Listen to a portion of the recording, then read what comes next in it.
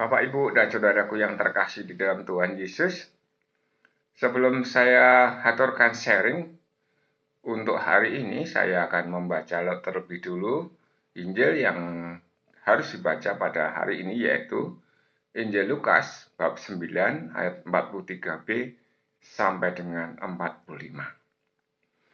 Inilah Injil suci menurut Lukas. Semua heran karena segala yang dilakukan Yesus. Lalu Yesus berkata kepada murid-muridnya, "Dengarkan dan camkanlah segala perkataanku ini. Anak manusia akan diserahkan ke dalam tangan manusia." Mereka tidak mengerti perkataan itu, sebab artinya tersembunyi bagi mereka, sehingga mereka tidak dapat memahaminya, dan mereka tidak berani menanyakan arti perkataan itu kepada Yesus. Demikianlah sabda Tuhan. Terpujilah Kristus. Bapak, Ibu, dan saudaraku yang terkasih di dalam Tuhan Yesus, para katekis yang saya hormati, para murid saja tidak tahu maksud dari perkataan ini. Lalu saya siapa? Tetapi saya akan mencoba mengira-ira saja apakah itu nanti betul atau tidak. Bapak Ibu sendiri atau saudara-saudari sendiri yang bisa memberikan penilaian. Yang pertama yang mau saya katakan adalah, yang saya tekankan adalah yang pertama kata heran. Semua orang heran karena segala yang dilakukan Yesus. Semua orang itu adalah tidak hanya para murid, tapi semua yang ada di sana, semua yang melihat, semua yang termasuk yang mungkin disembuhkan, yang di roh-roh jahatnya diusir oleh Tuhan Yesus dan segala sesuatunya. Semuanya terheran-heran, semuanya terkagum-kagum. Lalu Yesus berkata kepada murid-muridnya, ini berbeda hal. Ini yang pertama kali adalah heran, jadi ada sesuatu hal yang luar biasa di sana yang sangat mengherankan. Artinya segala mungkin ada sesuatu yang seharusnya tidak bisa terjadi, ternyata di sana terjadi. Dalam semua kebaikan, semua menjadi baik.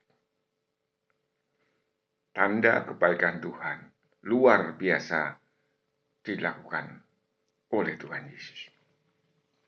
Namun berikutnya Tuhan Yesus berkata kepada murid-muridnya, mungkin dari murid itu adalah 12 rasul atau murid-murid yang lainnya juga. Dengarkanlah dan camkanlah segala perkataanku ini.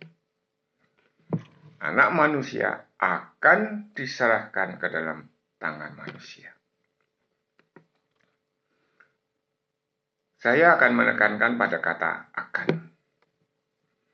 Pada saat itu, Tuhan Yesus belum diserahkan kepada manusia, tangan manusia. Sekali lagi bahwa saya hanya mengira-ira ya Bapak Ibu dan saudaraku yang terkasih, para katekis. Semoga ini benar sesuai dengan pengajaran gereja. Anak manusia adalah Tuhan Yesus sendiri yang lahir dari Bunda Maria, yang hidup bersama para murid di sana, hidup seperti biasa. Ya kan? Dia benar-benar manusia, maka disebut sebagai anak manusia. Akan itu belum terjadi, tetapi akan terjadi bahwa dia diserahkan ke dalam tangan manusia. Manusia yang mana? Manusia yang sangat buruk. Manusia yang berdosa, dan sejenisnya. Manusia yang terlebih adalah yang terheran-heran dengan keajaiban dunia itu tadi. Yang menginginkan Tuhan Yesus menjadi raja, menjadi penguasa, yang semuanya akan baik-baik. Semuanya indah, semuanya tercukupi. Semuanya dalam keadaan yang sejahtera. Sekali lagi, dengarkan dan camkanlah segala perkataanku ini. Anak manusia akan diserahkan ke dalam tangan manusia. Betul, kita yang sudah dibaptis mengimani bahwa anak manusia memang diserahkan ke dalam tangan manusia. Tuhan Yesus datang ke dunia untuk kita semua. Tuhan Yesus datang ke dunia untuk taat sampai mati. Untuk apa? Untuk menebus dosa kita. Tuhan Yesus dibangkitkan. Untuk apa? Untuk mengalahkan maut. Tuhan Yesus mengalahkan iblis dengan salibnya. Bapak, Ibu, dan saudaraku yang terkasih, itu tidak mungkin bagi orang dunia. Itu tidak mungkin. Kenapa? Tuhan yang luar biasa, orang yang luar biasa seperti itu, sampai sengsara, dibunuh, mati disalib dalam keadaan hina. Tetapi pada hari ketiga bangkit. Bapak, Ibu, dan saudaraku yang terkasih, di luar sana banyak orang yang masih tidak percaya bahwa Tuhan Yesus benar-benar disalib.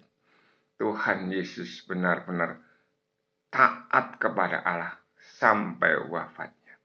Dan Tuhan Yesus benar-benar bangkit dari antara orang mati. Kita sebagai katekis berkewajiban untuk menjelaskan kepada mereka apapun mereka inginkan. Seperti yang dikatakan di sini, para murid tidak memahaminya. Karena apa? Inilah dunia yang luar biasa. Gebiar dunia yang mengagumkan. Sehingga kalau terjadi penderitaan-penderitaan itu, rasanya tidak diinginkan. Tapi inilah kebalikannya. Allah Bapa di surga mengutus putranya untuk kita semua melalui kesengsaraan Tuhan Yesus. Melalui salib Tuhan Yesus. Lalu kita akan memperoleh kebahagiaan. Kiranya kita, kalau tidak tahu, tidak paham terhadap apa yang kita punyai hari ini, pemahaman kita belum cukup, mari kita bertanya. Kita tidak malu-malu untuk menanyakan kepada siapa saja. Terlebih kepada sekarang ya, bisa melalui Google, bisa melalui Wikipedia, bisa melalui YouTube atau Facebook atau yang lain, atau banyak hal, atau bisa tanya kepada teman kerja, rekan kerja, katekis. Kiranya kita dikuatkan, disemangati untuk semakin belajar. Jangan sampai kita tidak tahu. Atau jangan sampai kita tidak mau belajar. Amin. Berkah dalam.